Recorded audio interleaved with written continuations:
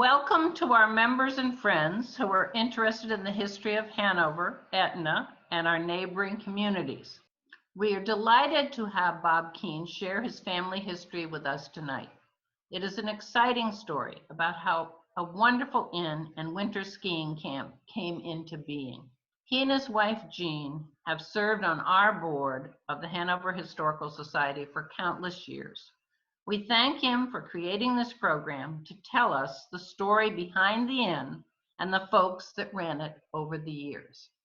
Thank you all for joining us this evening. It's a great pleasure to have you with us virtually, at least. And we'll be talking now about how a lodge became a destination inn on Dogford Road in Etna, New Hampshire. Keene's Lodge to Pierce's Inn over a period of 74 years.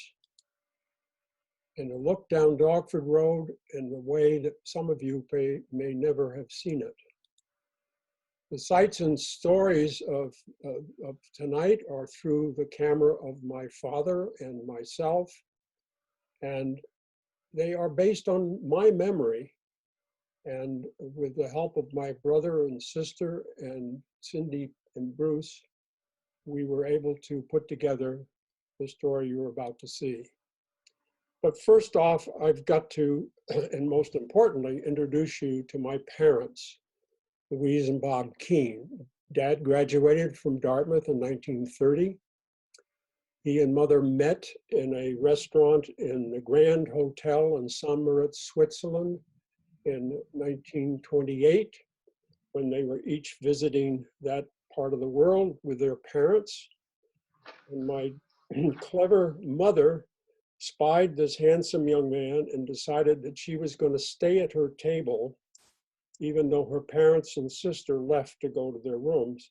And she was going to wait until this young man and his father left to go up in the elevator. And so she actually connived to meet my father in that fashion. They were married in the Riverside Church in New York City and moved quickly to a job in Rochester, New York with Eastman Kodak. They eventually moved to New York City, where Dad started his own photographic business on 2 West 42nd Street. Mom was a traditional housewife in the period of time from 1931 when they were married to 1946. Dad's interests in New Hampshire clearly were built during his time at the college, and he spent, I think, more time for the outing club in the White Mountains with his classmates like Nelson Rockefeller and other future national figures. And they spent, they actually exiled me during the war to 3 summers of a camping up in Tuftonboro, New Hampshire at Camp William Lawrence. And I went there all by myself and in a Buster Brown outfit, I remember, my first year. And it was a pretty harrowing experience to travel by myself by train to Boston and then be transferred over and met by a counselor, and then taking the train from North Station to Wolfboro, New Hampshire, packing into an old woody station wagon and riding the black, dark roads of New Hampshire up to the camp.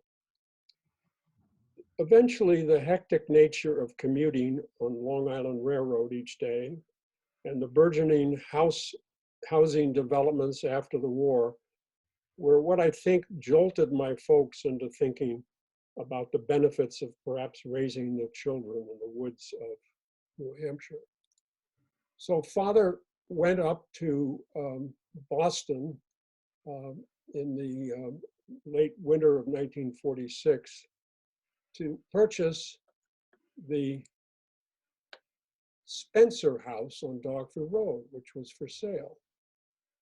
Well, it was fine, and he was excited about doing that, and was all prepared and reached for the doorknob of the realtor's office, and the door opened before he could reach the knob, and out walked a gentleman.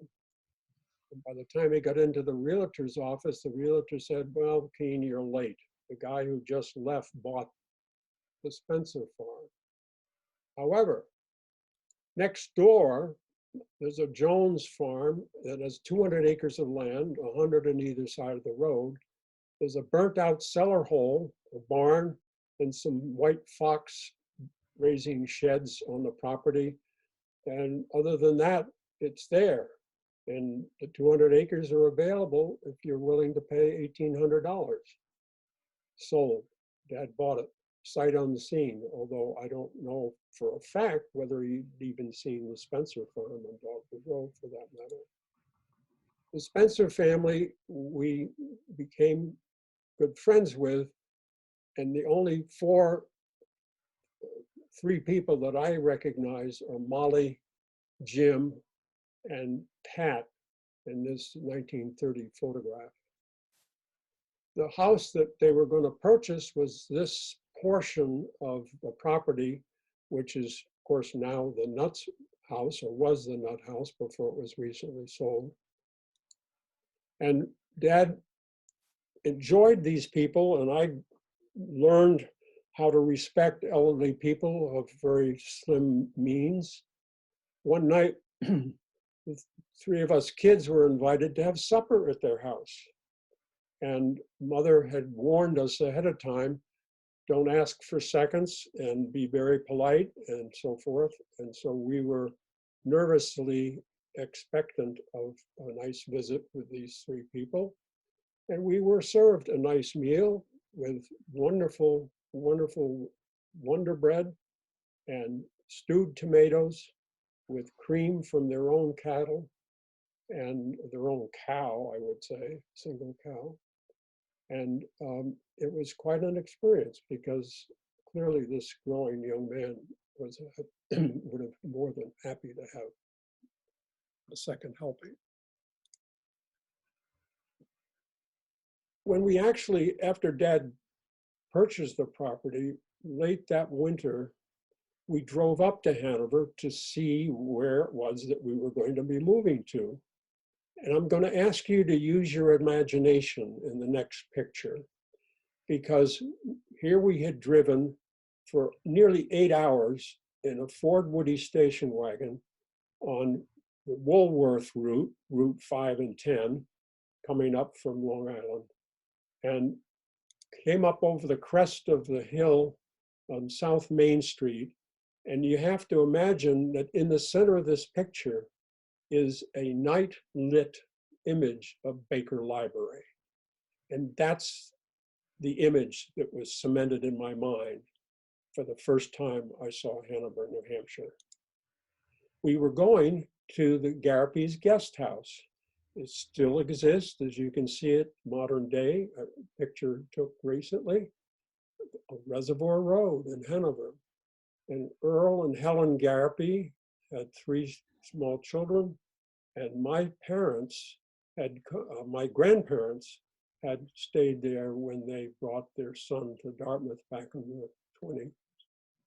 So that was our introduction to the Garapis. Earl became the clerk of the works. You see here, I think it was close to Memorial Day weekend. Dad went up after he had previously staked out the print of the foundation for what he was going to build, which was, as far as he's concerned, was a house. Problem was, he couldn't find anybody who knew how to build a house. They knew how to build a barn. And so Earl came and poured the footings for what would become the lodge. And Dad was incredulous.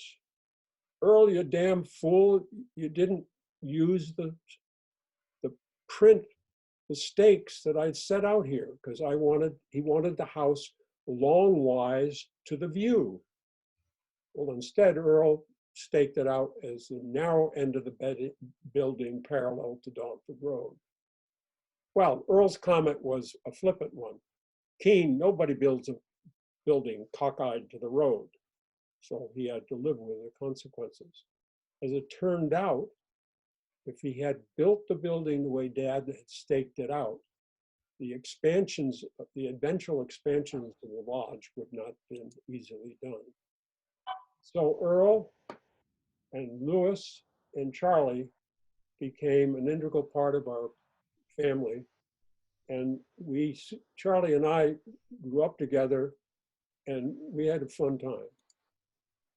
I learned how to build things out of concrete and stone quite early. And here you see me finishing up the task of building a fireplace for Mother to have a kitchen to serve the guests that visited us that summer of 1946. We lived in Army surplus tents. Here was our kitchen. You can see the shed across the barn, across the road, and in behind here were some sheds and fencing where the Jones family had raised silver foxes in the previous years.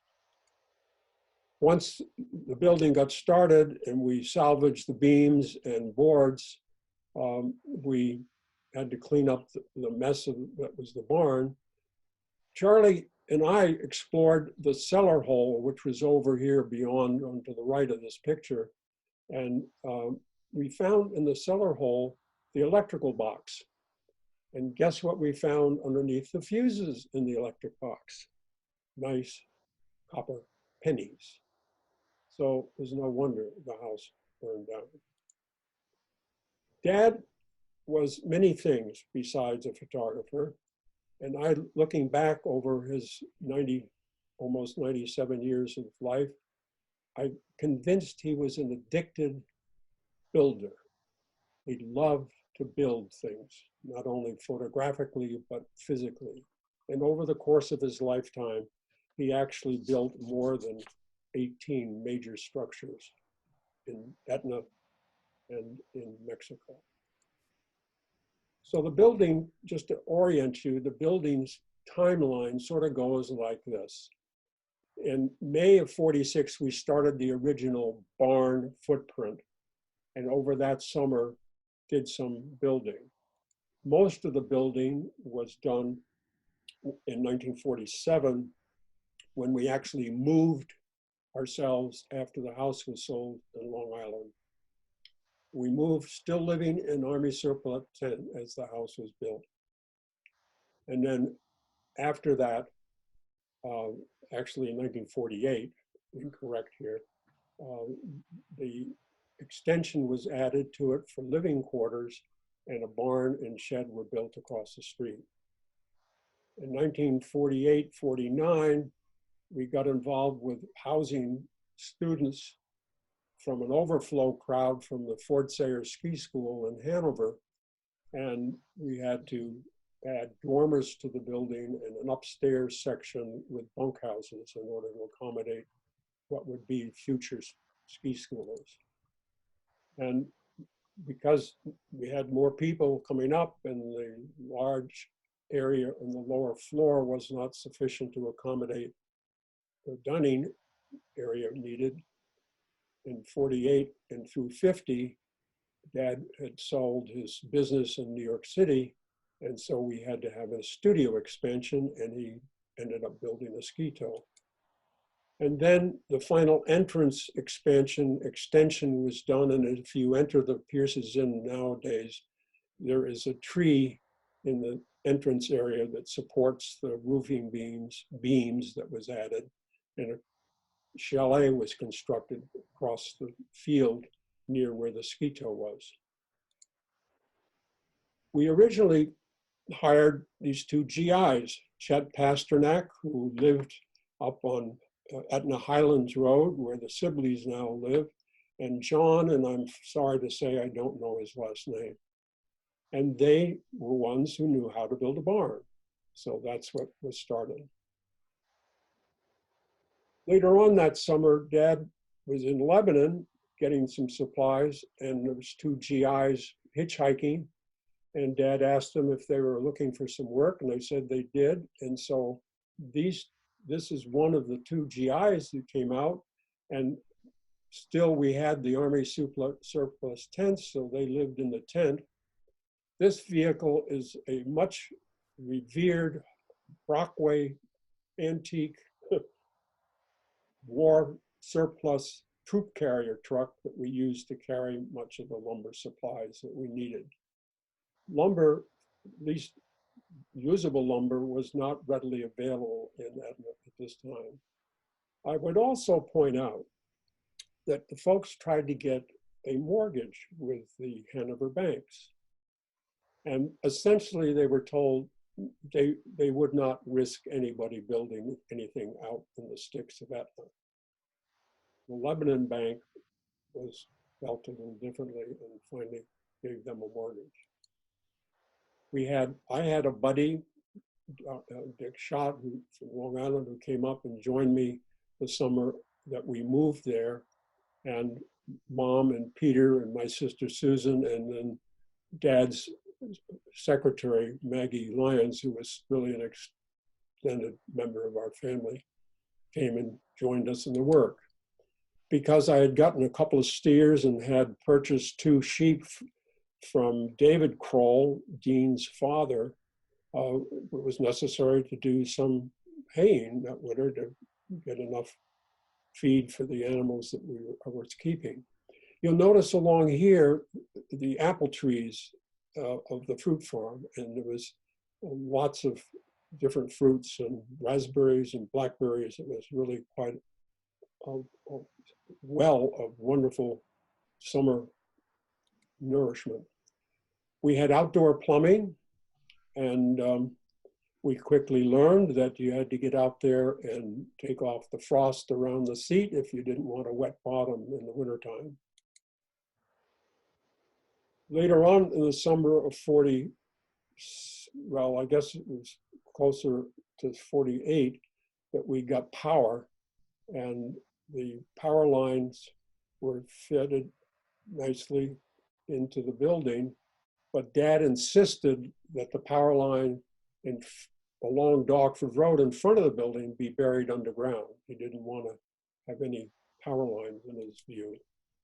We hired Doobie and Sons to come and drill us a well, and that was an experience and a half because it was the old impact type drill. It bangs and bangs and bangs and pulverizes the rock down 212 feet, and we got our supply of water. The next most important feature of this lodge was to be the fireplace. And the art of finding people who were skilled masons to build it was a treat and a half. And we learned very quickly that Morris Hayes was the only mason worth hiring. And so he and Ethel were, shall we say, dined, can't say wined and dined, but they were dined by Mom and hopefully won them over to have him accept the job from us Flatlanders to do this job. And those of you who are members of the Hayes family, this is Frank, or Frankie, we used to say. So the fireplace was important. And so Dad got these folks willingly to do it. We collected stones and rocks, and I'm sure some of them came from stone walls, which we now know is not legal. And back then, you got away with all kinds of stuff. And Morris and his helper went right to work and got the house properly finished off with a very accomplished chimney and fireplace. So towards the middle and end of the summer of 1947, Brockway truck, as you can see here, we had a little bit of a carport, and there was no dormers or anything else because at that point we didn't know what we were going to be ending up doing. We had so many visitors our first summer and second summer for that matter, that my mother finally figured out, well, why not charge them and run a business? At first we had a porcelain pig, and people always wanted to contribute something, so Mom would always say, well, just feed the pig. I can remember one year after I think it was 1948, we used the money in the pig to pay for our springtime escape and drove out west. We had lots of visitors who we put to work, and you can see here the slave labor of women supervised by one of Dad's former clients. And everybody had a lot of fun. It just seemed to be a whole project that everybody got involved in. These pictures, the movie pictures you're going to see, I actually found a whole bunch of 16mm film my dad had stored, and I just ran a projector and videotaped them from a screen. So late summer, the lodge building, the barn building was pretty well finished. And Dogford Road is pretty much a single track road. In the springtime, it was not very passable. So they soon realized that they needed living quarters if the main building was going to be turned over for lodge use. And so here I am helping mixing concrete with a couple of fellows and laying the block for the L, which was added on to the side of the building. The fireplace had to have a single important central theme. And we had taken several trips with the Brockway truck, and just south of Northampton, Massachusetts, Dad had spied a rock up on a banking. And that rock, which looks a little bit like the continent of South Africa and probably weighs not as much, but it felt like it did when we rolled it down onto the truck, that he had backed the load of lumber into the banking so we could just roll this rock down and up towards the cab of the truck. And the rock just sat on top of the load of lumber the rest of the way up to Etna on that particular trip. And the fireplace provides a nice central place for the wintertime gathering and for the guests. So here we are, finished up at the end of 1948, and we're ready to go. And my mother that fall got a phone call. Well, it wasn't really fall. It was sort of, I guess, some August or something like that. We've got about 12 extra people we don't have any room for here at the Hanover Inn for the Ford Sayer Ski School. Louise, can you take on some kids? And so my mother said, yes, of course we can. We didn't have any room for them. So Dad and I went to work building bunks and building the dormers, which became the bathrooms, the boys' bathroom and the girls' bathroom, one on the front, one on the back. And the girls' and boys' bunk rooms were on either side of half of the upstairs of the lodge. Well, it ended up 16 kids came that winter at the Christmas ski school time, and they had more fun up here having their dinner at night and overnight and shenanigans in front of the fireplace and breakfast in the morning than they did down in Hanover in the city. They weren't really anxious to go back down into Hanover in the morning for their ski school. And that's what prompted the folks to say, well, let's run our own ski school. And so they did. And they had some artist friends who helped them put together some brochures, and they actually gainfully headed off in Hal Peabody, whose pictures you'll see later are still there in the lodge, designed the ski patch for the ski school. So here we are getting ready for winter. This was the view, and you could see why Dad originally wanted to have the long side of the building facing the valley, because it was nice, quite a nice view. And so a barn was built. There was a well here that we used in the summertime, the water, before we have indoor plumbing, we emptied water into a large tub set it out in the sun, and by 2 or 3 o'clock in the afternoon, the water was warm enough for us to take our baths. And we found out later that we didn't realize it, but the grass wasn't as tall as we thought it was in the summertime. And the word in town was that the Keens were running a nudist camp.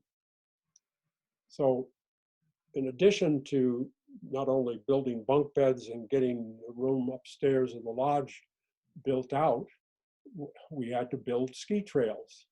And so we opened up the slopes on Lord's Hill for ski trails.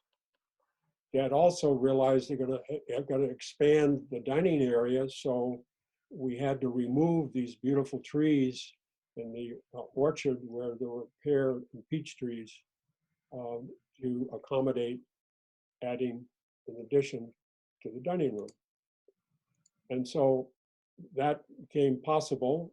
Chet was still available to help, and a couple of other folks who were new to us. And we went about building the addition and expansion, not only to the dining area, but to the front door. Of course, ending of the day was great fun. You could always horse around. Like Dad was a great comic and enjoyed acting up when the film was flying. And so it was great fun.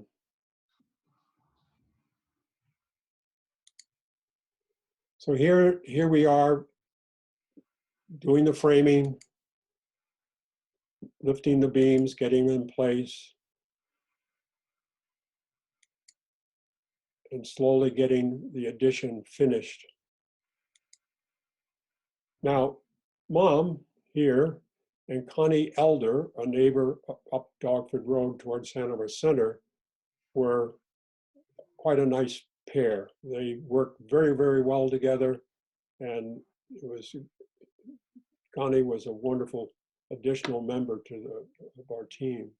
Here's the tree that's still there that Ed wanted a little artistic expression, so he added that as a way of supporting the beams of the roof.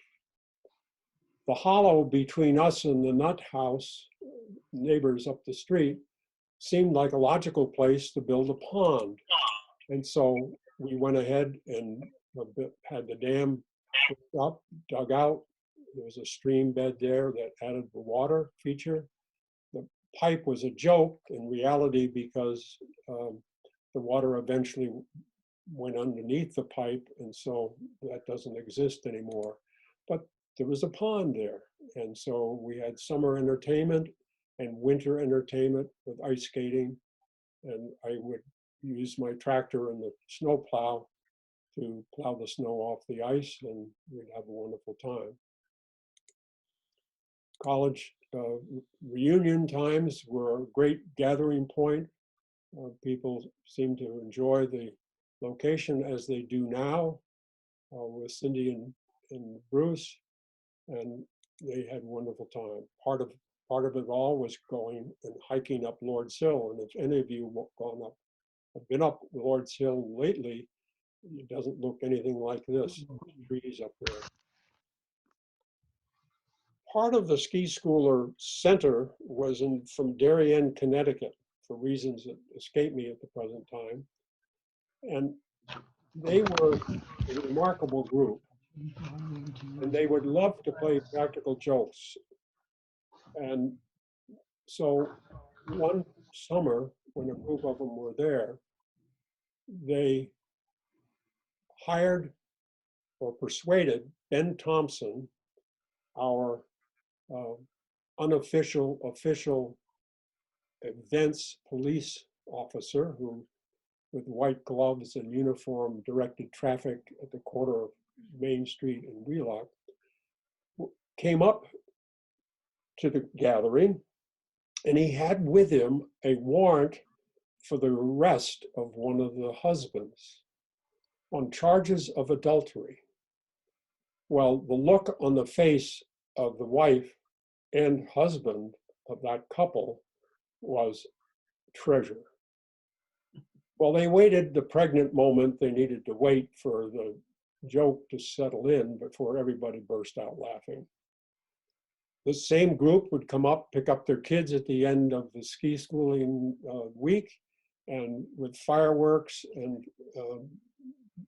beverages, adult beverages, have a wonderful New Year's Eve party. And part of the fun of the lodge, before television and the internet, people learned how to entertain themselves. Here I am with a group of Dartmouth students and fellow UNH students and my sister doing some singing for the group. Jed Williamson, who's now a fellow resident here at Kendall, was a counselor, and several of his friends, I'm sure, were counselors in ski school over the years. Mom and Dad participated. And of course, the sign here, if you can't read it, is "Where Good Ends Meet" over the cover of the toilet seat. So they had a wonderful time entertaining folks. The kitchen really was, at that time, consisted of a sink, a table for baking, and a wood stove. And on that wood stove one morning, the pressure cooker lid blew off and sprayed oatmeal all over the open ceiling, the beams and everything. And I think if Bruce was to take away some of the current ceiling in that room, he'd still find oatmeal dried up against that roof. Very soon, when Dad had sold his business in New York City, it became necessary for yet another addition on the back of the L of the lodge. And so he went about to build his photographic studio. We had a wonderful garden, and guests would certainly enjoy the fruits of our labors growing our own food. The cherries, the apples were just phenomenal. And as you can imagine, us Flatlanders were thrilled to be able to make our own cider and have apples for applesauce and sharing around the community. Elderberries, and the blueberry patch and the blackberry patch were the source of two very important lessons in learning on my part. I wonder if any of you know what pickings to half means. I learned that picking to half meant that the uncle of Connie Elder down the road informed me, I'm going to pick to half this summer in your blackberry patch. Now, we weren't asked if he could. He made the declarative statement that that's what he was going to do. It turns out picking to half means you get to pick the half of the blueberry bush that you decaned the previous fall. And so I was left with picking the blueberries along with its thorny canes in the other half of the blueberry bush, the blackberry bush. The raspberries were white raspberries, red raspberries, and black raspberries. And I had great fun and earned extra money while I was in high school selling to the red and white supermarket, which was at the site of the current CVS in Hanover. Peter got started learning how to build with the rest of us guys, and this is the further extension of the studio. One day when we were, and it was later on, I think we were in the process of roofing this area of the roof in the fall, just before hunting season. My dad and I were standing up there resting. We had lumber that was green. Those are hemlock boards, and when you nail hemlock boards, you get your face splashed with sap. So we were up there anyway, and we heard this gunshot and a zing. And literally, the zing occurred between the two of us. And so we dodged a bullet, so to speak. The act of moving the photographic business to Etna was a real treasure for Dad's clients. They loved coming up to the countryside. They could ski half a day, fish, or go hunting, and they would enjoy it to be able to work just a portion of the day and have wonderful exercise the rest of the day. So getting the photographic business started up there. Dad, obviously early on, when he commuted for about 3 years actually. And so he was doing some of the work in the local setting, and he even managed to do some Girl Scout calendar work using children from the local community. Most of his work was in food, commercial food area, Hood ice cream, Prince's macaroni, and I don't know what this setup is for, but Mom did the cooking and helped with the setups. Here's the interior of the dining room as it was being finished. And this is the artwork that Hal Peabody, artist director, client of my father's in Boston, had just a ball telling the story on the soffit of the ceiling in the dining room. And you can go there now and see these figures. Here are some of them. And he is telling the story with humor and having a grand old time. This is representative of the beef animals I used to raise. And of course, he had to add the humor of the rival colleges in the state of New Hampshire. Dad seemed to have trouble constantly with the Skeeto engine, and so he depicts it in this fashion.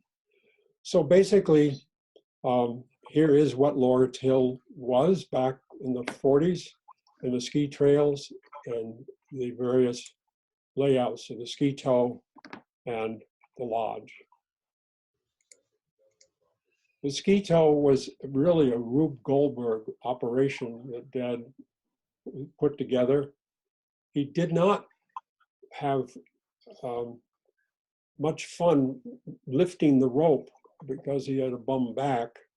And so he constructed wheels to take the weight of the rope over the crest of the hills, and the slope of the land was such that you slid very easily by the wheel. Eventually, he was forced to put in a watchtower based on the earlier rules of Skeetos in New Hampshire. And this is an example of the flipped film projector.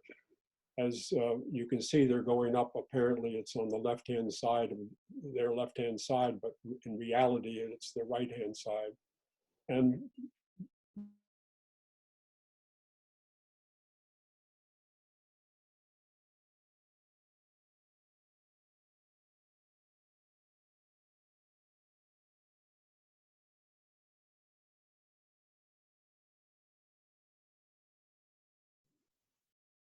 Someone must have muted all because we can't hear you, Bob.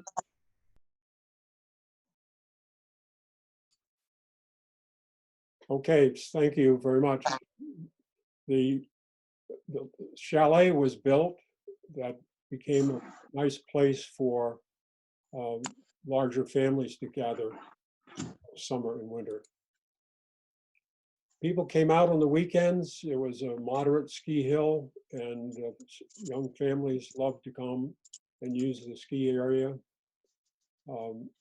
And so it was great fun for our family to get to know lots of people. And this is the butternut tree that still stood around which we had our first open air kitchen. The layouts here are, this is the studio, this is the L, this is the unexpanded dining room, the barn, the lodge, the car shed, and then I had built all by myself, I was very proud of myself as a teenager, a chicken coop, because I had an egg route in town. And I thought, well, this will be easy. I'll just contact some of Dad's classmates. And so I knocked on Larry Widmer's door, and she opened the door and said, "You wouldn't be interested in some fresh farm eggs, would you?" "No." She slammed the door in my face. And I didn't know what to make of that. And then she very slowly opened the door with a smile and said, Bobby, would you like to rephrase that question? And she taught me the lesson I've never forgotten. Never ask a question that a customer can easily answer with no. So I ended up with a very loyal customer, and I had a Cushman motor scooter that I fashioned the back of to carry my eggs, even in the mud season, to deliver eggs in Hanover. Ski school races were a thing that kept the kids busy and occupied. We actually went across the road and down towards Etna to the Bunny Hill, which is where the Robertos live at this point. Our neighbors on Dockford Road were very special folks, Gabe and Connie Elder. This is starting at the end towards Hanover Center. Babs and Beanie Nutt and their children provided a little extra income for Susan and myself, babysitting over the years. Pearl and Everett Nelson, who lived then next on Dogford Road towards Etna. And then Dean and David Kroll. And then next to them was Agnes and Howard Reed. Agnes was Dean's sister. And that's the group of people on Dogford Road back when it was a dirt road. Here's what the elders' house, Gabe and Connie's house was like. Beanie and Babs, Dean and the Connie and the Nelson family.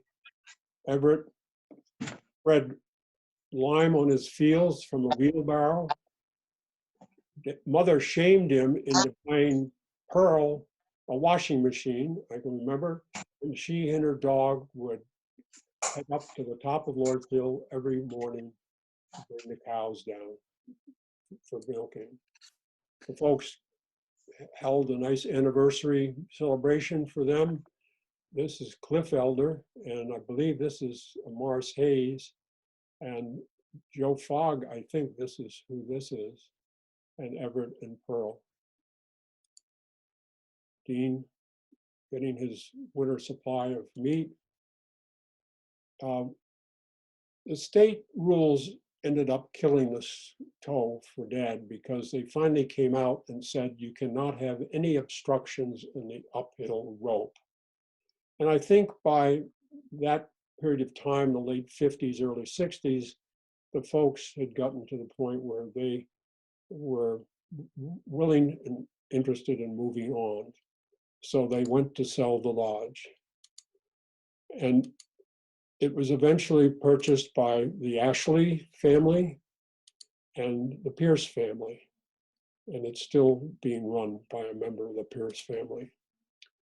So beyond the lodge for my mother and father, they moved down the road and built a house on land that they purchased,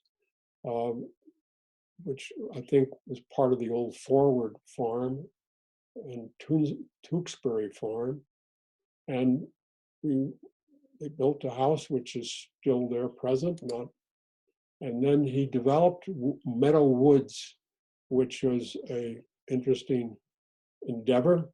It gave me the chance to learn how to blast stumps and rocks with dynamite. We went and got to down in Lebanon at the time with a small bulldozer, and we built Woods End Road.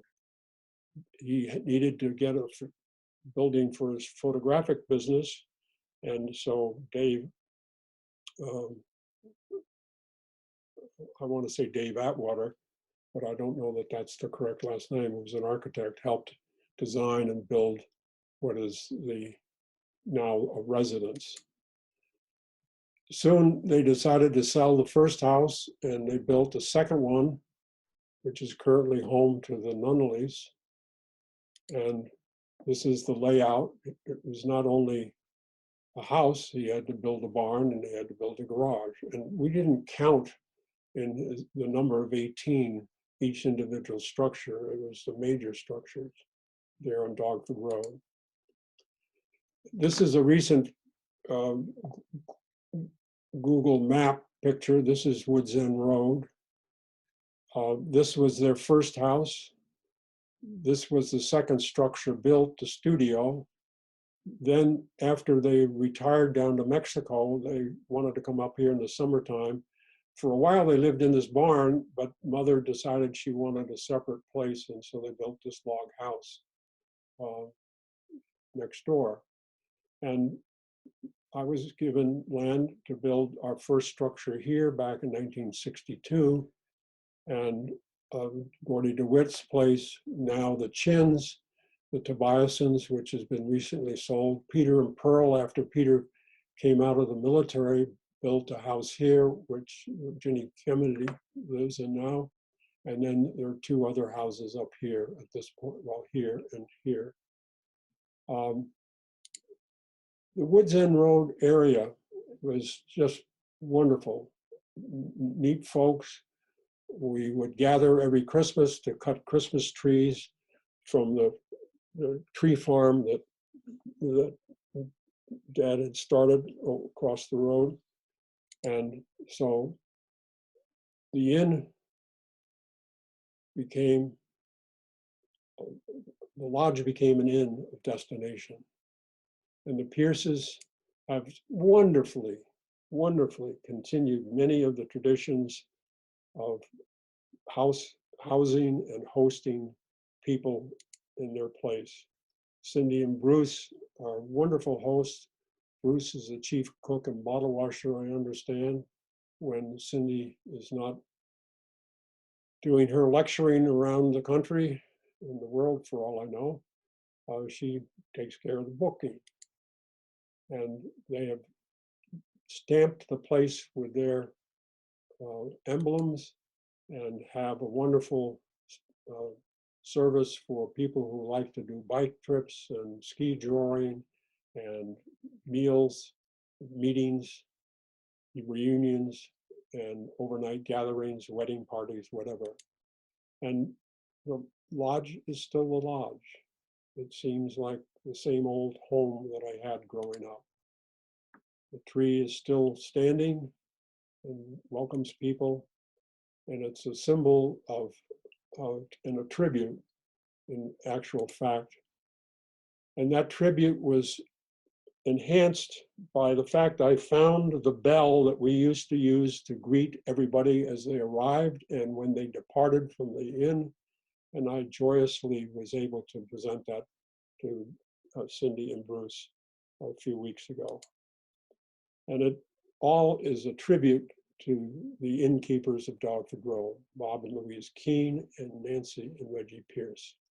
And for that, I am eternally thankful and I'm very grateful, and thank you for joining us for this journey thus far, and more than happy to hang around and answer any questions that you might have. Thank you. Bob, can I tell you a story from 1955? I'm welcoming any stories or any questions. So that was, I was a sophomore and I was on the football team, and Blackman had just arrived as our new coach, and he did not want his players going to fraternities on Friday night before games. And so he made an arrangement with the inn to have his players sleep there on Friday night. I forget my picture. And I was, no chance I was going to play. This is before I met Ann, and I had a date with the best looking graduate from Keene High that I knew. And I just didn't want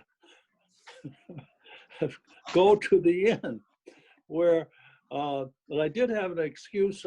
The excuse I used was, I need a very flat bed, which was true because I was having back problems. Anyway, I stayed up and kept the girl in the room with me till after she was supposed to be out, which was like 10 o'clock. I got nailed for it, and I went before some body that fined me $10 for that violation. And it was in the, I got my name in the Daily Dartmouth. And I was really scared that Blackman would read about it, but he never did. Anybody else want to add to the fun of an evening of stories? Hear me? This is Reg Pierce, Cindy's older brother. Oh, wonderful. How are you all? Pierce. Wonderful. What a super, Bob. What a super study you did. Well, It thanks. was phenomenal. It brought tears to my eyes because I came to your mom and dad's ski school 1959 See if you see Reg Pierce or 60. Oh, wow. I mean, that's way back. And I remember distinctly taking the train up from New Haven here. with my brother Crawford, Yeah. and we arrived at White River Junction and drive us up to the inn, which we thought we were going to like Vail in those days. And we went up, and not only to meet your family, Big Bob, and your mom Louise, and your family, but my first instructor was Peter, who I think is on the screen over there. Is he not? Am I seeing Peter? He may not be speaking, but Peter was my first ski instructor. And he really, and I have to back that up because that was a trip up to the ski school. I have to back when I was 7 years old. That would have been in 56. My dad and mom drove us on an old Ford wagon. My brother Crawford, my brother McGregor, and I think my sister Polly, up to the inn for a weekend to stay there. And that's when actually Peter taught me how to get on the rope tow and come down a hill. I was pathetic, but I went on to learn how to race and to ski where I not really was competitive as my brother, but I ended up being the head of the Williams College recreational skiing training. I was the head guy of that. Wow. Wow. Love the inn, still love it. My sister runs it, Yes. and Bruce.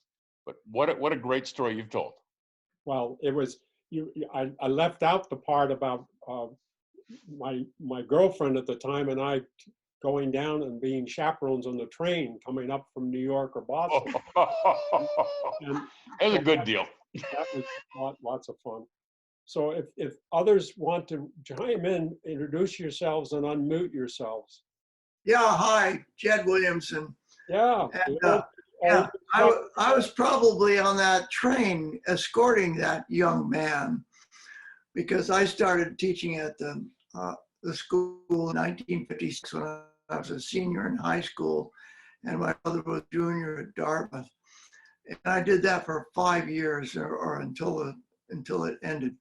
And I was a chaperone on the train. I wasn't much older than the kids. But anyway, it was so great to come up there and ski for 4 days and be with all of you and your mother. Of course, you forgot to mention what a superlative cook she was, and her training in that field. She was the cook, just like the one we know. She was wonderful. And then, of course, the end of all the ski school stuff was that Dartmouth students who taught at the ski school would then go up to Mount Moosilauke for the New Year's event called Wingding, which in fact Beanie Nut and Babs were a big part of organizing. So the whole Christmas thing for those years was so wonderful. And I just want to say thanks so much. And Cindy and Bruce, I've known you too. So great story. Look forward to sharing it with my family. Wonderful. It is being recorded and will be on YouTube when I edit it up a little bit for that purpose. Anybody else? I love hearing stories. Mother actually, the summer that she met my dad, Mother was actually headed to the Cordon Bleu in Paris for cooking school. Thank you all for being here and sharing the stories, and it's good to see you all. jump in. Oh, Bob, can I just say a quick word, Bob? Oh, yeah, please do. I was waiting Yeah. for you to join in. Sorry, yeah, Bruce from Pearson's Inn with Cindy. Well, first off, the oatmeal that exploded, that's now structural, holding up that side of the inn. So we like that where it is. But wonderful presentation you did. And I just must say, we feel the Keens around us all the time. And so it was a curiosity when we're doing a project to think about how they decided to do something a certain way or not do something a certain way. And but anyway, it's wonderful, and we feel so blessed to be able to carry on the great traditions. And I would like to add that I grew up and was great friends with Peter Keen, who's now 55, and he and his wife are at our inn all the time. And last year, Peter sheetrocked in the living room, and it's just interesting that now the third generation of Keens has really helped. He's painted rooms, he's fixed things, he's been a part of so many projects here. So the Keen tradition rocks on with us. Thank you. Thank you. That means so much. It was fun to hear Cindy's brother say that Peter's on, because it's actually Peter's son that's on the screen tonight. Peter and Elizabeth. Yep. Brother Peter is at another meeting. Yeah. And then I wanted to also mention, remember when Cindy and Bruce found the water bottle that Grammy and Grampy used to use when they were doing some renovations? That was kind of an interesting find. Thank you all again for allowing me to travel through that wonderful period of time in my life. It's a treasure. Cindy, thank you very much, and Bruce for your help in putting this together. And to Madam President of the Historical Society, your stories are important, and never be shy about telling your stories. Bob, Yeah. I want to thank you from the Historical Society gang. Evidently, over 100 people have heard your talk tonight. And Hanover Magazine is one of the participants and probably will have this show in some way in that magazine. So I just want to thank you for sharing your story. I hope more people get encouraged to do this kind of thing. It's wonderful if you have the old pictures too. So we're holding off through this hard time and fixing the place up, getting it back ready to go. Lots of improvements. Okay, thank you again, Bob. Not at all. Great job, Bob. That was wonderful. Thank you, thank you, thank you. Thanks, Bob. Thanks, Uncle Bob. Hey, good to see you. Take care. Yes, I'm Jed's younger sister. And I just said I'm really enjoyed the conversation from where I was able to come in. I also was one of the skiers at the lodge. I have fond memories of your parents, of sitting around the kitchen table to eat, because Mom and Dad brought me up a couple of times other than ski school. And I believe I left a lot of my sitz marks on that bunny hill because I never got off of it. Wonderful. But it was wonderful. Thank you so much. Where do you live now? Well, I'm in Nashville, Tennessee. Wonderful. Not much skiing down there. Not much skiing at all. I kind of left the skis behind in the early 20s. But I did have wonderful memories of your parents and of the lodge and the ski school, doing ski school and all the activities involved in that. I think many of us had a crush on your brother, Peter, too. Yeah, that's understandable. Well, thank you for sharing that story.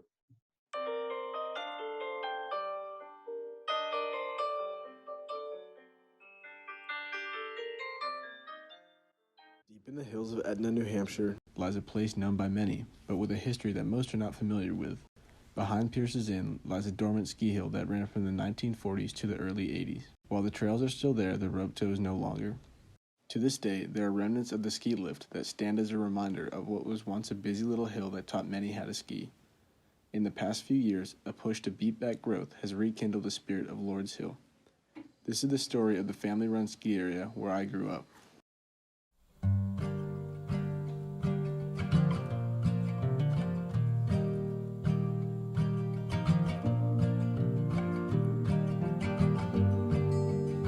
I'll start off by introducing yourself. Hi. Okay, hit me with some questions. Am I supposed to look at you or look at Karen? I'm Xander. I'm Sadie Lincolnbach Pierce. My name is Cindy Pierce. I'm Bruce Slingenbach. So I grew up here in Etna, New Hampshire. I grew up in Etna, New Hampshire. So I grew up here at Pierce's Inn. When I was 6, my parents changed their whole life and moved from Connecticut up here and took over this inn, which also had a ski school with a rope tow in the backyard. We moved to the inn when I was 2 from the house up the hill. As long as I can remember, we've always been sledding. We've always got the skis out. I think I took my first turns down there. So skiing in the backyard here was very different than a ski area. The vibe is different. I think I always knew that the trails were really fun because we utilized them a lot. I'd say it's really special that we can just have a bunch of friends over. And even during the pandemic, we can have social distance skiing going on. And we can always have a spot that we can share with everyone. They're just having so much fun. And it's like, it seems like it's just a little more raw fun at the little area. Skiing and jumps, and then as the kids got older, the jumps got a little bit bigger and it got a little dicier. They're doing flips and, you know, you just cross your fingers when your kids are doing that stuff. But after ski racing, if there was good snow, we'd come home, we'd have jumps. We were the most well-rounded skiers on the team usually because we were hucking ourselves off here. I could go to a ski area today and be as confident as I am without the practice hitting jumps and just like the athleticism it brought. What's really magical is when Coulter comes home from school, he and Bruce just like throw on their ski gear and tow each other up a few times, but it's really cool just how much it's utilized. There's nothing like going out on your own trails in your own backyard. You put your boots on in your own house, you walk out 10 feet, boom, you're at the bottom of the trail, and you either walk up or you get a snowmobile ride. There's just something about having it right there. There's nothing like it. And one year Bruce was like, let's get an old beater snowmobile. He bought that thing and they tow people up 2 at a time. You can even bring 3 up, someone on the back. And that was magical to me. I love the tow concept of like the 4-wheeler or the snowmobile. Just so great. Go anywhere. I think it's awesome. We never really skied the whole hill very often until we got the snowmobile. And that sort of was when I realized that this is a full-on, proper, fun place to ski. I'm enjoying having the snowmobile and the quad pull us up because it's fun to drive, it's fun to go up, and it's fun to ski down. I never really thought that the trails would be recut because we always heard about like the glory days of the ski mountain, but I never pictured anyone would bother to do anything. It wasn't right away that I was interested in reclaiming them, but as everyone got out there and a little older and kids became assets as opposed to liabilities, we could really focus more on the ski trails. Over these last couple of years, it's been super cool to see him just get out, get after it. I think it's shining brighter than it ever has, actually. Bruce and Coulter have been chainsawing, cutting down trees and clearing the trails, so the trails are coming back to their width. What do you hope to see happen in the future of the inn and the ski trail? In the future, for the ski trails, I would love to see us put up another rope tow because I know that we could. I hope to see more mountain bike trails. I would say just keep on keeping on in the same direction that it seems to be going right now. It's been awesome. You know, it's out of my range. It'll be Coulter. I'll be getting that vision going, and he's had vision since he was a wee lad, so he'll probably get something going later in life.